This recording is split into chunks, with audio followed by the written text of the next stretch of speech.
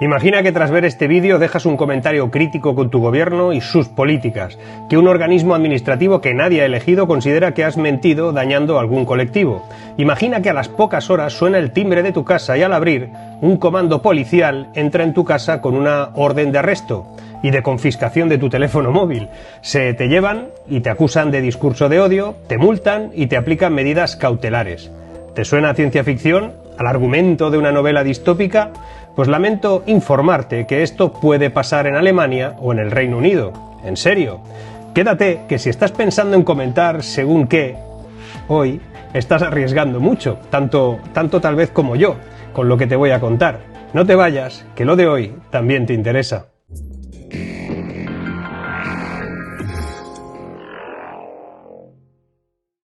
La censura no llega con tanques en la calle, sino con una pantalla en la mano. Bajo ese velo digital, el gobierno alemán ha venido desarrollando toda una maquinaria de control que, si bien asegura proteger la democracia de amenazas como la desinformación o el discurso de odio en línea, pues roza los límites de lo que podría considerarse un estado orwelliano. Lo que empezó con la ley de aplicación de redes en 2018, donde las grandes plataformas se vieron obligadas a eliminar contenidos que ponían ellos evidentemente ilegales, en plazos de 24 a 72 horas, pues se ha convertido en una práctica casi cotidiana de persecución y de fiscalización del discurso. Reformas penales que contemplan penas de cárcel incluso por insultos y operativos policiales que confiscan dispositivos en menos de 72 horas ante cualquier mensaje que consideran amenazante, pues están generando un clima de autocensura denunciado por organismos como Reporteros Sin Fronteras.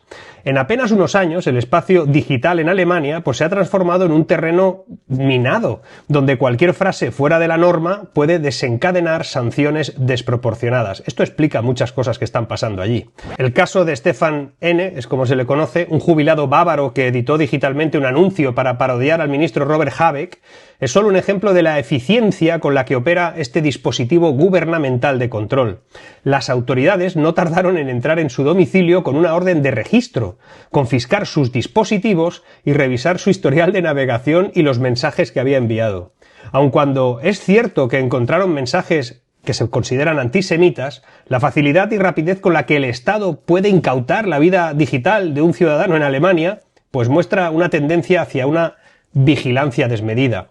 El proyecto The Fax, financiado por el Estado alemán en cooperación con el Centro de Investigación de Tecnologías de la Información de ese país, ilustra con claridad hacia dónde va esa deriva.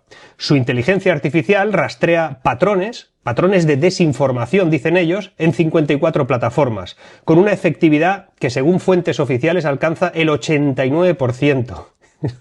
Estamos locos. Una cifra tan impresionante como preocupante, pues encarna ese ideal del Big Brother capaz de fisgonear cada palabra, cada imagen y cada crítica que nazca en la red. Ese macroesquema represivo que se apoya en esa ley que se llama NetzDG y con el Código Penal alemán, con artículos que castigan la incitación al odio, los insultos a figuras públicas, no se limita solo al ámbito estrictamente local. Atención a esto, existen protocolos de cooperación internacional que incrementan la capacidad de rastreo y censura más allá de las fronteras germanas. La operación Doppelganger, igual no se dice así, pero bueno, mi alemán es flojillo, por ejemplo, mostró determinación del gobierno alemán para neutralizar la injerencia extranjera, supuestamente vinculada a grupos prorrusos. Según informes del Ministerio de Exteriores, alrededor de 50.000 cuentas falsas replicaban noticias alarmistas sobre supuestos planes de deportación masiva en territorio alemán.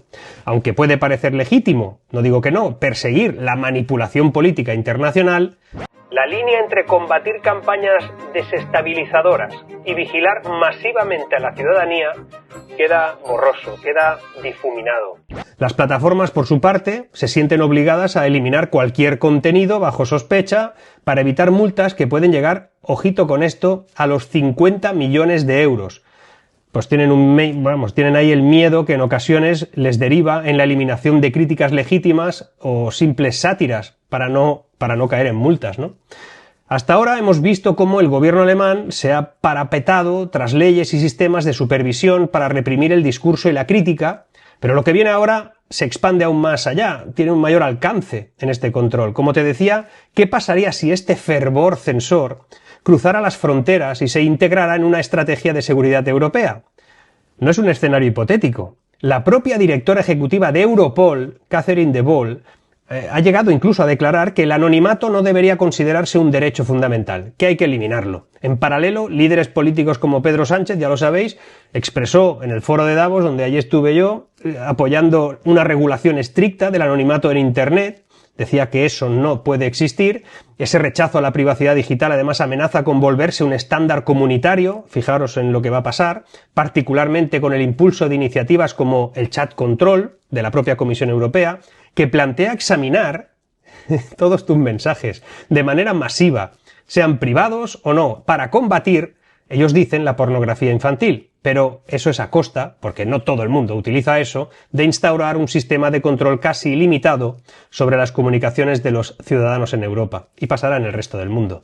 De ahí la importancia del anonimato, un pilar de las sociedades democráticas modernas. Incluso los padres fundadores de los Estados Unidos publicaron los Federalist Papers, los originarios, bajo seudónimos. Destacados intelectuales europeos se han servido del anonimato siempre para protegerse de represalias en regímenes autoritarios. Igual lo que pasa en Alemania tiene que ver con su herencia tóxica. En el contexto de la historia alemana, donde la Stasi, de la extinta RDA, vigilaba a los ciudadanos con un celo paranoide, este nuevo instrumento de control digital despierta fantasmas del pasado que pueden resultar sumamente inquietantes. Y ahora vamos a lo importante. ¿Qué pasaría si las mismas herramientas que persiguen el extremismo se emplearan para reprimir corrientes políticas o ideológicas incómodas con el poder? No sería la primera vez que un Estado, con el pretexto de defender la estabilidad pública, silencia a sus detractores. Un estudio de la Universidad de Bonn indica que el 68% de los usuarios prefiere moderar o autocensurarse en sus publicaciones ante el temor de ser denunciado. Así, la tecnología, pensada para salvaguardar el orden hasta ahora, pues deviene en un recurso para sembrar el miedo. Y el miedo, a su vez, se convierte en el arma más eficaz contra la libertad individual y para la capacidad de disentir. La presión sobre las grandes plataformas tecnológicas no se queda atrás. Twitter, X, YouTube y Google, por ejemplo, han sido objeto de multas multimillonarias por supuestos incumplimientos de las exigencias de esa ley digital alemana, o por retrasos en la eliminación de contenidos, por ejemplo. Por eso, sin tiempo para revisar caso a caso esas plataformas y sin recursos para batallar judicialmente, pues estas compañías optan por suprimir cualquier publicación que les parezca sospechosa y así también participan de esa censura. El resultado es una censura preventiva. Más vale borrar de un plumazo cualquier cosa que suene raro que arriesgarse a sanciones económicas y a posibles inhabilitaciones. De ahí las desmonetizaciones, el borrado de vídeos. Dicho mecanismo erosiona el debate público y sofoca a quienes, sin incurrir en delitos, tienen opiniones incómodas para el discurso dominante. Incluso Elon Musk ha denunciado que se trata de censura privatizada, evidenciando la tensión entre libertad de empresa y sumisión forzosa a los designios de los estados. Pues bien, hasta ahora hemos visto cómo la censura en Alemania traza un cerco sobre los contenidos y el anonimato en línea, pero lo que viene ahora plantea una amenaza directa a la propia esencia de la democracia. Porque, ¿qué pasaría si la ciudadanía, acostumbrada a la tutela estatal, llegara a normalizar estas dinámicas de control y a renunciar a su derecho a cuestionar, satirizar o simplemente, y llanamente, opinar?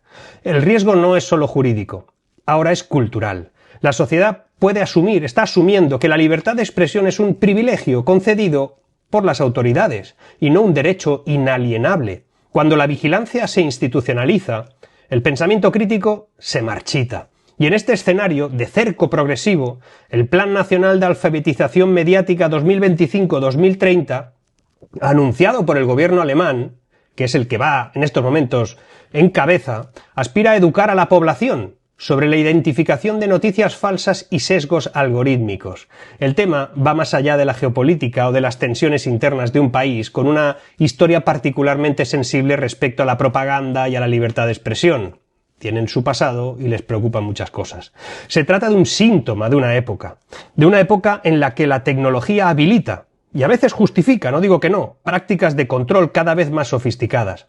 Pero las puertas traseras como pide el Reino Unido a todas las aplicaciones de Apple, en sistemas de cifrado que exige la propia Comisión Europea, o la idea de que el anonimato no es un derecho fundamental, difundida por directivos de la Europol, en realidad lo que constituye todo eso son apuestas de alto voltaje que podrían sentar precedentes peligrosos en todo el continente y por derivación en casi todo el mundo. El argumento ese de quien no tiene nada que ocultar, nada debe temer, lo que revela en realidad es una profunda confusión, una incapacidad para comprender los conceptos de intimidad y libertad. Es una falacia que ignora siglos de batallas democráticas como si se quisiera volver a una época donde el poder del Estado, sin contrapesos, penetrara en cada rincón de la vida ciudadana. Hay algunos que eso les parece muy bien, pero eso no está bien. Al final la pregunta a la que debemos respondernos no es si la desinformación o el discurso de odio existen, por supuesto que existen, sino cómo combatirlos sin entregar el futuro de la libertad a una maquinaria que equipara la crítica con un acto subversivo. Cada vez que aceptamos un nuevo recorte de derechos en nombre de la seguridad, estamos abriendo la puerta a que surjan más atropellos. Cada vez que un ciudadano decide autocensurarse por miedo a un allanamiento de su casa, retrocedemos un paso más en la conquista de las libertades que tanto han costado a tantas generaciones pasadas lograr. No hay duda de que la democracia necesita mecanismos de protección, yo no lo voy a negar, pero de ahí a implantar una especie de ministerio de la verdad, pues hombre, hay un abismo que no deberíamos cruzar, ¿no? Quien pretenda blindar la democracia contra todos los riesgos, a costa de la libertad de expresión y el derecho a la privacidad, podría acabar asfixiándola, porque es como una serpiente que se te va enrollando. Como señalaba el constitucionalista alemán Hans-Jürgen Papier, todo límite al discurso debe ser excepcional, proporcional y sometido al escrutinio permanente de una sociedad informada. Nuestra responsabilidad consiste en mantener vigilantes esos límites para no despertar un día en la distopía que durante tanto tiempo creímos solo posible en las páginas de los libros de Orwell. Porque si la verdad es la primera víctima de la censura, la segunda es siempre la esperanza, y no hay nada más peligroso para un régimen autoritario que una sociedad que todavía se atreva a soñar, que tenga esperanza. Seguimos.